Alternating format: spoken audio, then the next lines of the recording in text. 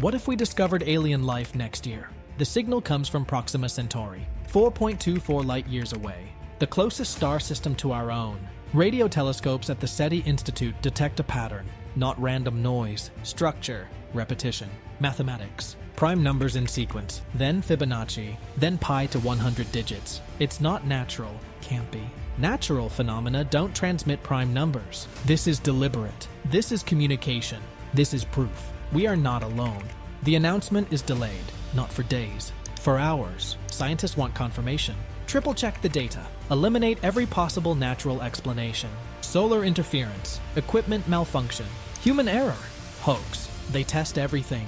The signal remains undeniable, impossible to explain except one way: intelligent life exists beyond Earth.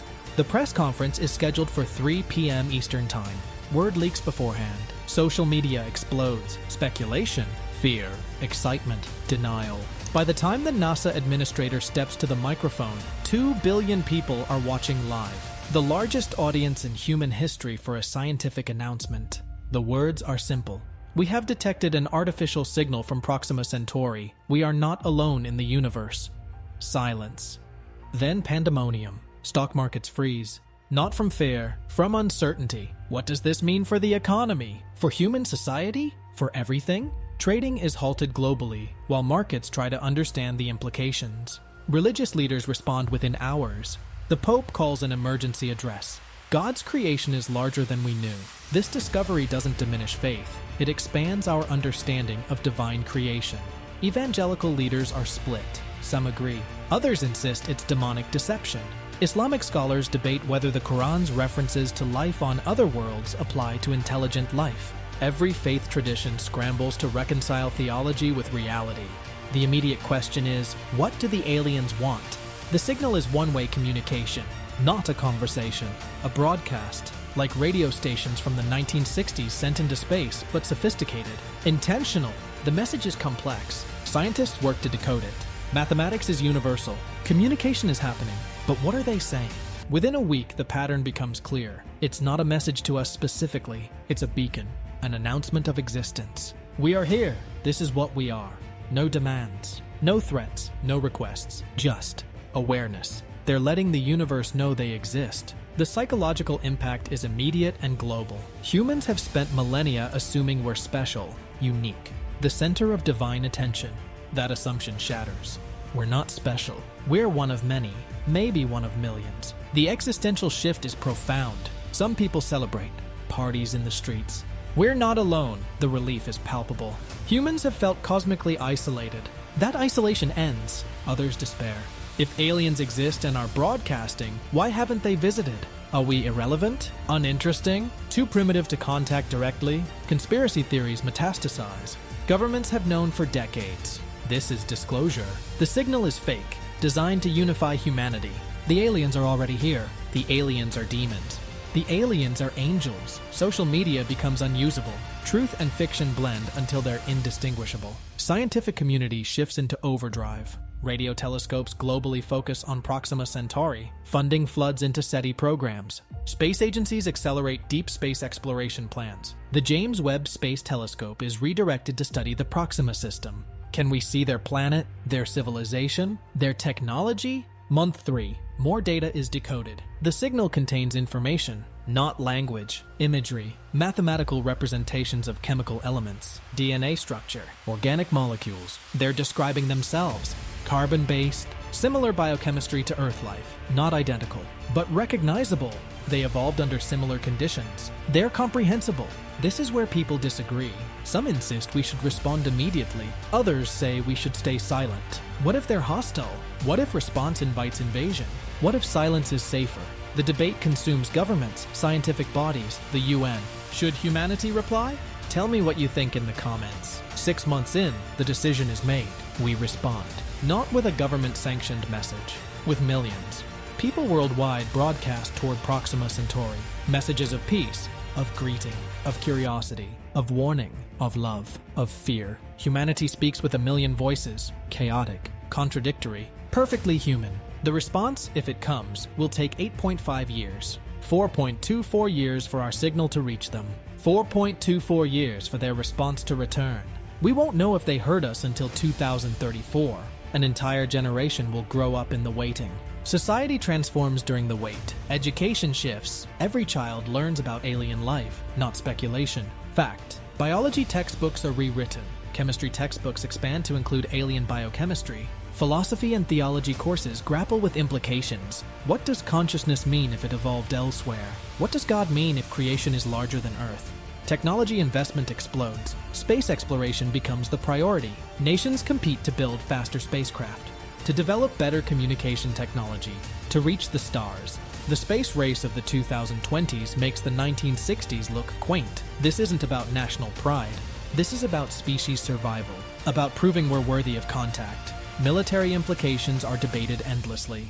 If aliens exist at Proxima Centauri, they exist elsewhere too, probably closer. Are they watching? If they have radio technology, do they have spacecraft? If they have spacecraft, could they reach Earth? The answer, probably not quickly, but maybe. Space forces expand globally, not to fight aliens, to be prepared if fighting becomes necessary. Year 2. A second signal is detected, not from Proxima Centauri, from Ross 128. 11 light years away, same pattern. Prime numbers, mathematics, different details, different biochemistry, silicon-based life. They're describing themselves.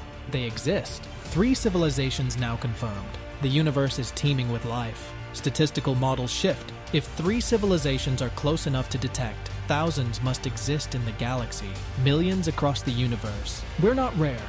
We're common. The Copernican principle taken to its logical extreme. Earth isn't special. Humans aren't special. We're typical. The existential crisis deepens for some. If we're typical, what's our purpose? Others find liberation. We're part of something larger, a cosmic community. Isolation ends. Loneliness ends. We have neighbors. They're just very far away. Year 5. 7 civilizations have been detected. All broadcasting. All describing themselves. None responding to our messages yet. But the messages are traveling at light speed, slowly bridging the cosmic distances. Communication is happening, just very, very slowly. Humanity is united in ways never before achieved, not through government, through shared purpose. We're a species among species. We represent Earth to the cosmos. Tribal conflicts seem petty. National borders seem arbitrary. We're humans, Earthlings, and there are others out there, watching, waiting, judging maybe. Wars decrease, not cease, but decrease. Fighting over territory seems absurd when the universe is infinite. Fighting over resources seems short-sighted when asteroid mining becomes feasible. Fighting over ideology seems pointless when cosmic perspective dwarfs human concerns. Economic transformation is profound. Industries that seemed vital become obsolete. Others explode. Space industry. Communication technology. AI development accelerates because if we're contacting aliens, we need to understand intelligence itself. What makes consciousness? What makes a mind? If it can evolve elsewhere, what is it really? Year 10. The first response arrives, not from Proxima Centauri, from a closer civilization we hadn't detected, 2.4 light years away, a star system we didn't think had planets. They heard our signal, they replied. The message is simple. Received. Welcome. You are not alone. The celebration is global, simultaneous, spontaneous. Every city, every town, every village. Humans celebrating together. We made contact. True contact. Two-way communication with an alien intelligence. The question that haunted humanity since we first looked at the stars is answered, definitively. Finally, we are not alone.